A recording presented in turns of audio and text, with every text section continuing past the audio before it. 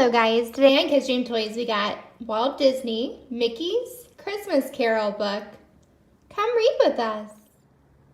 Poor Bob Cratchit. Mr. Scrooge had made him work late again, even though it was Christmas Eve. But now at last he could go home. Merry Christmas, he called. Christmas, bah! Shouted Scrooge. Don't forget to take my laundry. Bob lugged the heavy laundry bag through the icy streets. He stopped once to rest, but only for a moment. When he thought of his family waiting for him, he picked up the bundle and trudged on. "It's Papa!" cried Tiny Tim, joyfully as Bob struggled through the door. "Dinner will be ready soon, dear," said Mrs. Cratchit as she put some scraps into a pan. "I wish Mr. Scrooge would pay you more. He certainly has enough money."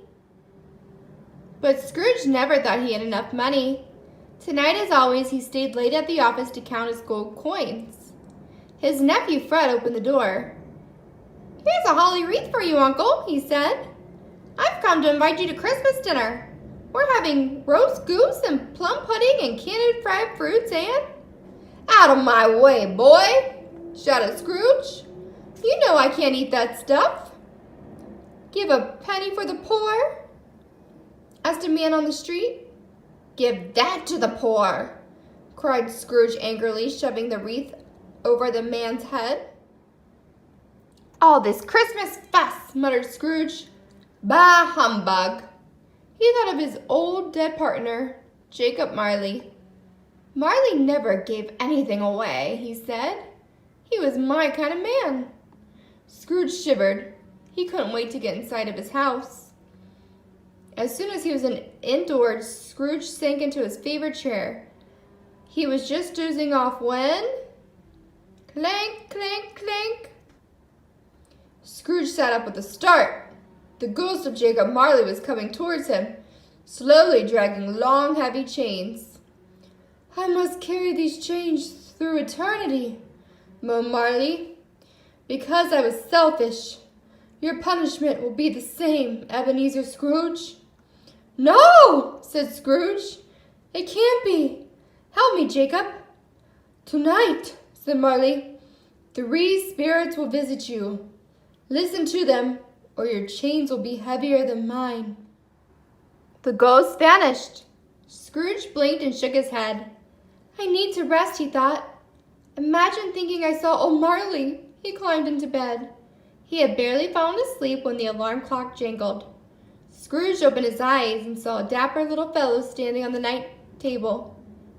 "I am the ghost of Christmas past," he said. The ghost held out his hand. "Hold on," he said. "I'll take you to a Christmas of long ago." Scrooge felt himself drift towards the ceiling. "Oh, oh, oh!" he shouted as he sailed out the window. They flew across the night sky and landed near a house filled with music and cheerful voices. Scrooge looked out the window. "Why, that's me," he gasped. "When I was young. And there's old Fezziwig. He gave me my first job. And there's my lovely Isabel." "See how happy you were then, Scrooge?" said the ghost. "You were full of love. But then you grew greedy and lost all of your friends. Even Isabel." Scrooge turned away. "I don't want to see any more. Please, Spirit, take me home." Ring, ring, ring. It was the alarm clock again. Scrooge opened his eyes. "I must have been dreaming," he said. "Fee-fi-fo-fum!" boomed a voice. Across the room, a giant was sitting in Scrooge's chair, surrounded by bowls and platters of luscious-looking food. "What's all this?" demanded Scrooge. "It's the food of generosity," said the giant. "Something you know nothing about. I'm the ghost of Christmas present. Come see what's happening tonight." He picked up Scrooge and dropped him into his deep pocket. Outside, the giant set Scrooge down in front of a tiny, tumble-down house. Scrooge peered through the cracked window. "It's the Cratchits," he said. "What a measly dinner they're having. Why aren't they eating the food in the bubbling pot?" "That's your laundry," said the giant. They're boiling it to make sure it gets extra clean. What's wrong with the little lad? Asked Scrooge. Tiny Tim is very ill, said the giant. He needs good food to make him strong and well. Pay his father more so he can buy his family enough to eat. The giant's voice faded. Then he was gone. Scrooge tried to call the giant back, but it was too late. Suddenly he was surrounded by thick clouds of smoke. When the air cleared, he was standing near a broken-down tombstone in a shadowy graveyard. "Hello, Scrooge," said the voice behind him. "I am the ghost of Christmas future." Scrooge turned to the ghost. "Whose lonely grave is this?" he asked. "See for yourself," said the ghost. "It belongs to a man who was very rich, but he was so selfish and unkind he had no friends." Scrooge bent to read the name on the grave of the stone. Ebenezer Scrooge. "Oh no! This is my grave." "That's right," laughed the ghost. "No, please," begged Scrooge. "I don't want to die alone, with no friends. I'll change my ways, I promise." "I'll change." Scrooge's eyes flew open. He was in his own bed. He was still alive, and there was still time to change, to make a new beginning. "It's Christmas morning," he cried. He dressed quickly and rushed outside. "Take these," he called, tossing bags of money to men collecting for the poor. "Hello, Fred," he shouted as he saw his nephew. "May I still come to dinner?" "Of course, Uncle," replied Fred. "Splendid! I'll see you later. There's something I must do first."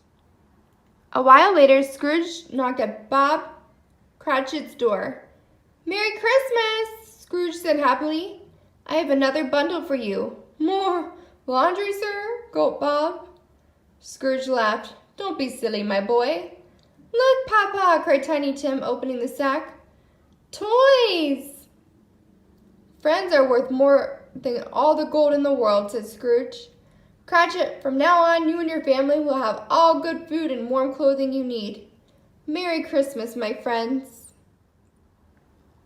"And God bless everyone," shouted Tiny Tim. Thanks for reading with us today, guys, on Kids Dream Toys. This is the Walt Disney Mickey Mouse Christmas Carol. Don't forget to subscribe to our channel, Kids Dream Toys.